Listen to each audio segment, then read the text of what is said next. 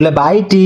গাহৰিৰ ৰেচিপি দিবা গাহৰিৰ ৰেচিপি দিলে সঁচাকে লাভ হয় এফালে তৃপ্তিৰে এসাঁজ খাব পাৰো আনহাতে ভিউজ সিদিনা আছিল 3 আগষ্ট ৰবিবাৰ ফ্ৰেণ্ডশ্বিপ ডে লগৰটোৱে নতুনকে 1 BHK ৰুম এটা লৈছে বিয়া পাতিব বোলে তাৰ আগতে ক'লে তই আহিবি এদিন গাহৰি খুৱাম কোনে পায় আৰু মোক খুৱাম বুলি ক'লে যিমান ব্যস্ততাৰ মাজতো টাইম মেনেজ কৰি যামেই যাম সিদিনা আছিল ৰবিবাৰ 6টা মাইনা পেণ্ট 6টা গেঞ্জি আৰু বাথৰুম চাফা কৰোঁতে 2টা বাজিল বজাৰ কৰি ৰুম সোমাও মানে 3টা বাজু দেৰি নকৰি ডাইৰেক্ট পাকঘৰতে ৰুমৰ মালিকক অলপ দেখাই দিলো কেমেৰা দেখিলেই মুচন দিয়ে বেছি স্ক্ৰিন টাইম দিব নোৱাৰি মালটো ডেঞ্জাৰ আছে বাৰু বেছি দেৰি নকৰি লগে ভাগে বনাব আৰম্ভ কৰিলো এহাতে গেছে পুৰা নন ব্ৰেণ্ডেড কুকাৰটো পাতি দি গাহৰি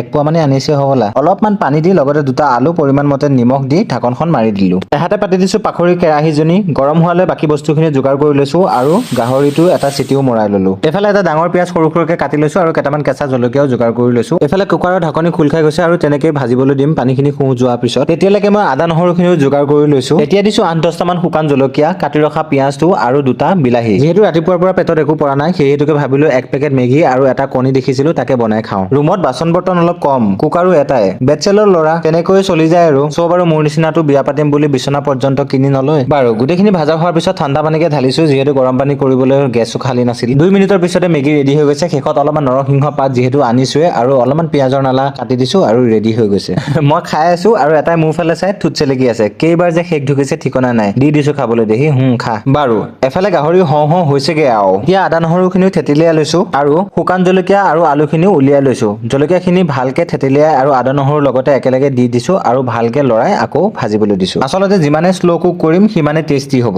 আৰু সেইটো মই বহুত বিশ্বাস কৰো পিছে মোৰ নিচিনা আজিকালি চবফালে খেতৰা ধৰা ব্লগাৰ ওলাইছে কিবা এটা বনালেই কেমেৰাটো অন কৰি ৰেডি হৈ যায় বাৰু এতিয়া অলপমান পানী দিছো আৰু 20-25টা মান নৰসিংহৰ পাত দি আকৌ অকমান সময় ভাজিবলৈ দিম 3-4 মিনিট মান ভজাৰ পিছত এতিয়া ভকভকীয়া উতলা গৰম পানী দি দিছো কাৰণ প্ৰতিটো গ্ৰুপতে এনেকুৱা এজন লগৰ থাকেই যোনে ঐ গ্ৰেভি হ'ব নেকি অলপ মানে এটা শব্দত প্ৰকাশ কৰিবলৈ হলে পাৰফেক্ট দেখিয়ে খাং লাগিছেনে নাই বাৰু কওকচোন গাহৰিখিনি নমাই একেটা কুকাৰতে দালি আৰু ঔটেঙা বইল কৰিয়ে দিলে ভাবিছো দেৰি নকৰি সম্ভাৰ মাৰি দিওঁ অলপমান টেঙা হ'বৰ কাৰণে 2 পিচমান থেতেলিয়াই লৈছো গাহৰিৰ এক্সাইটমেণ্টত তেল অলপ জোখতকৈ বেছি পৰি গ'ল গাইজ আধা চামুচ পাঁচফোৰণ দি দালিখিনি সম্ভাৰ মাৰি দিলো এই চেনচেনেনি আৱাজটো আহিলে গম পাব দালি সুন্দৰ হৈছে পিছে এইটো ইনকামত ইমান থপথপীয়া দালি খাব নোৱাৰিতো সো অলপমান পানী আকৌ দি দিছো দালি পুৰা ভকভককে উতলিছে আৰু এইফালে ভাতৰ চিটিও মাৰিছে আৰু এইফালে ফাপৰো আছে গাইজ কি নাই আজি থালিখনত পিছে ৰাইজ জীৱনত প্ৰথমবাৰ তিয়হ গাজৰ পিয়াজৰ লগত আনাৰসো দিছে এইখন এখন আচৰিত চালাড খা যি পাই থাকে পিছে ছাৰৰ ৰুমত কাঁহৰ কাঁহীও আছে ভাবিছো তাতেই লৈ লওঁ গাহৰিবিধে বনাওতে 6টা বাজিল মাতিছিল লাঞ্চত পিছে হ'লগৈ ডিনাৰ কিন্তু সঁচা অৰ্থত বেচেলৰ জীৱন এনেকুৱাই প্ৰায় টাইমত খাওঁ যদিও লগৰ লগত খালে লাঞ্চ গৈ ডিনাৰ আৰু ডিনাৰ গৈ ব্ৰেকফাষ্ট